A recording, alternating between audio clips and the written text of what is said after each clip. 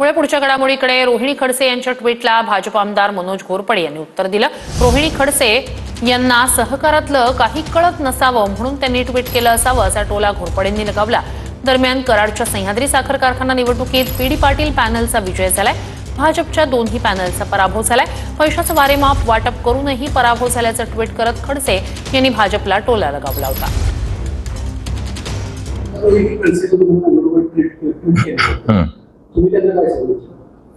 त्यांना मी एकच सांगू इच्छितो की त्यांना सहकारातलं जर काय कळत असेल तर त्यांनी असं ट्विट करणं हे फार चुकीचं आहे, आणि जर कळत नसलं तर ठीक आहे, म्हणजे समजत नाही म्हणून केलेलं असावं।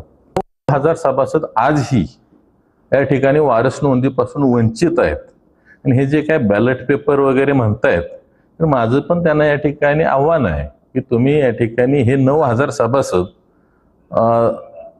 वारस नोंदी करून घ्या, इलेक्शन लावा, आणि त्या ठिकाणी मग तरी तुम्हाला लक्षात येईल की रिझल्ट काय येणार आहे ते।